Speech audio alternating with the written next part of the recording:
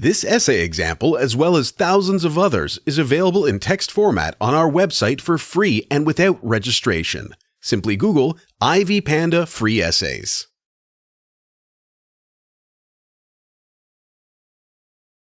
Introduction. A poet can reveal many details of a character's life and personality in a short poem by letting him speak. A dramatic monologue is a representation of one's beliefs and values that paint a clear picture of one's true intentions and desires. Browning's poem My Last Duchess is an example of such a monologue in which the reader can deduce how the character sees the world. The speaker, the Duke of Ferrara, talks about his late wife, whose portrait now hangs in his private gallery. In the poem My Last Duchess, the Duke shows that he values status and power, which drives his jealousy and makes him want to control every aspect of his former wife's behavior. Summary. Throughout the 56 lines of the poem, the Duke talks to a person who is negotiating the Duke's future marriage to a daughter of a wealthy count. He shows the guest his private gallery, where the portrait of his late wife hangs behind the curtain. As the guest inquires about the painting, the Duke talks about the Duchess' smile and character, describing her heart as too soon made glad, too easily impressed. He then criticizes her for always being courteous, open, and joyous, believing she was too approachable and did not appreciate his high status. The Duke says that he could never talk to her earnestly as it did not fit his high social standing. Finally, he recalls giving commands, which somehow stifled her smiles forever, and then quickly moves on from the painting to the next lavish piece in his collection. Character analysis. Throughout the poem, the monologue reveals many details about the Duke's personality. In the first lines, one sees that the man values his high position and the resources he has that would produce a beautiful painting. He mentions the painter's name and adds, "I call that piece a wonder, now, fra Pandolf's hands, worked a day busily," as if highlighting the mastery of the work. The end of the poem also reveals that the Duchess' portrait is viewed as a part of his collection rather than a precious memory of his former wife.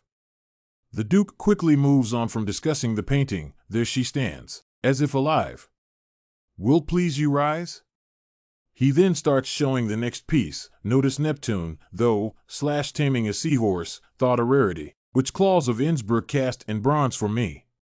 Here, one can see that the Duke does not feel sorrow about his wife's passing. During their marriage, the Duke's behavior appears similarly controlling and dismissive. He assumes the guest would ask about the wife's beautiful smile and her blushing cheeks.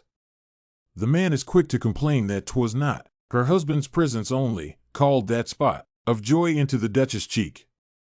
The Duke believes that everything made her smile and that she appreciated other people, nature, animals, and her husband equally, without reserving affection for him.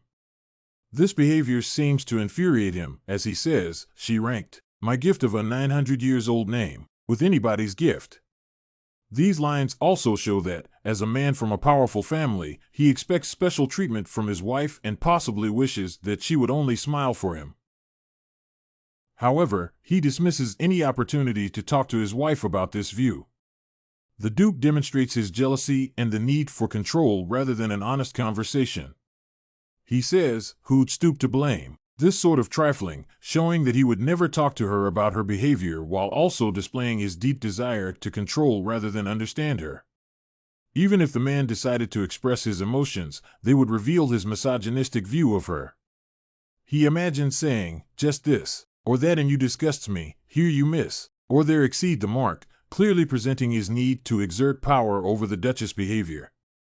Instead, driven by his ideas of the wife's submission to her husband, he gives commands, then all smiles stop together. An interpretation of these lines is that the Duke ordered his wife to be killed. Therefore, one can see that his value of personal status and desire for absolute control over the Duchess led to her death. Conclusion. In conclusion, the monologue in the poem My Last Duchess by Browning reveals much about the speaker, the Duke of Ferrara. A selfish and controlling man, the Duke speaks about his former wife, complaining about his inability to control her behavior and emotions. The man demonstrates his belief in his own status and the special role his wife should have played, paying attention and expressing joy only to him. Unable to control her, the Duke presumably gives instructions to kill the Duchess, her portrait remaining as the last memory of her, one of the pieces in his art collection. Did you like this Duke of Ferrara and My Last Duchess poem by Browning sample?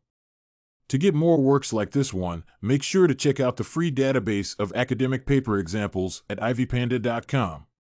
You will find thousands of samples for all your study needs, without even having to register.